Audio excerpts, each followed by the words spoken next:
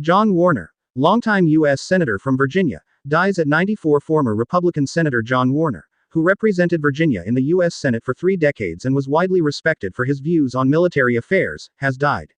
He was 94. Warner died peacefully on Tuesday evening of heart failure, surrounded by his wife Jean Warner and other family members, a former staff member said. Funeral arrangements have not yet been announced. Warner, a Navy veteran of World War II and a Marine during the Korean War, served as a Republican U.S. Senator from 1979 through 2009, becoming the second longest-serving senator in Virginia's history.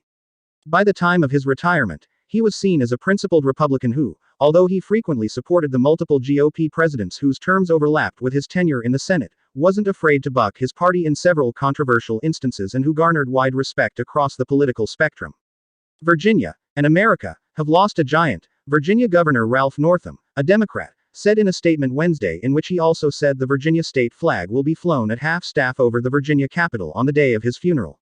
Flags on the Senate side of the U.S. Capitol will be lowered to half-staff, Majority Leader Chuck Schumer's office said. In Congress, we all knew him as a voice of courage, conviction and comedy, a leader unafraid to speak the truth but always committed to finding common ground and consensus, House Speaker Nancy Pelosi said. Warner's military experience led him to be one of the most respected voices in Washington on military and national security issues, and he served as chairman of the Senate Armed Services Committee during the early years of the Iraq War. Warner initially supported the U.S.-led invasion, voting in favor of the 2002 joint resolution authorizing the use of military force against Iraq.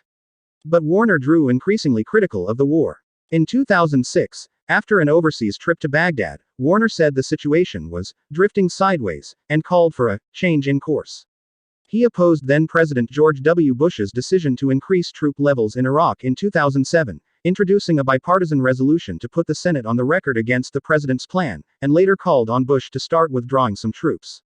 It wasn't the only time he bucked his party. He chose not to support Robert Bork's 1987 nomination to the Supreme Court and opposed Oliver North's 1994 candidacy for U.S. Senate. In an interview in 2017, Warner told CNN's Dana Bash that he wanted his legacy to be, just that I was honest, independent in my thinking. Gained fame for marrying Elizabeth Taylor. Warner was born on February 18, 1927, in Washington, D.C. He was 17 when he enlisted in the U.S. Navy during World War II, and later served as a U.S. Marine in the Korean War.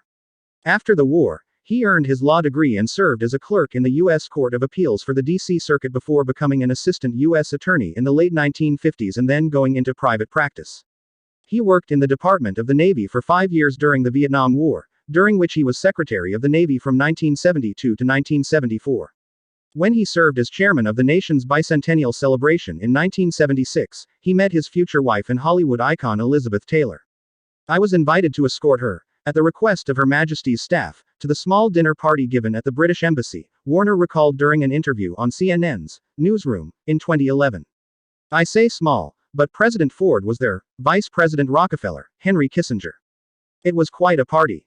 And we met. And then a week or so later, she said she'd like to come down to see my farms and ride a horse, and that was the beginning.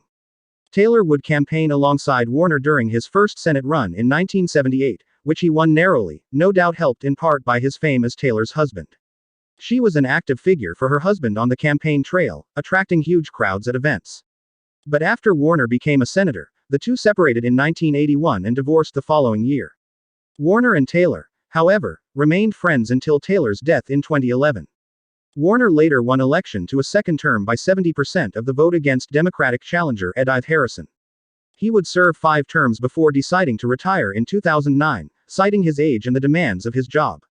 Virginia Democratic Senator Mark Warner, no relation, who gave John Warner a tough re-election battle in 1996 and now holds his old Senate seat, on Wednesday called his former political foe a consummate statesman and a public servant who always put Virginia before politics, who put the nation's security before partisanship, who put the country's needs above his own. Even though we came from different political parties, even though we ran spirited, albeit respectful, campaigns that year, as soon as the election was called, it was over. And even though John Warner was already a towering institution in Virginia politics, and I was just some young upstart, he allowed me to become his friend. I felt then, as I do today, incredibly privileged, Mark Warner said in a statement. In retirement, John Warner would make some notable endorsements of Democrats. He backed Mark Warner in 2014 over GOP candidate Ed Gillespie and supported his bid for re-election in 2020.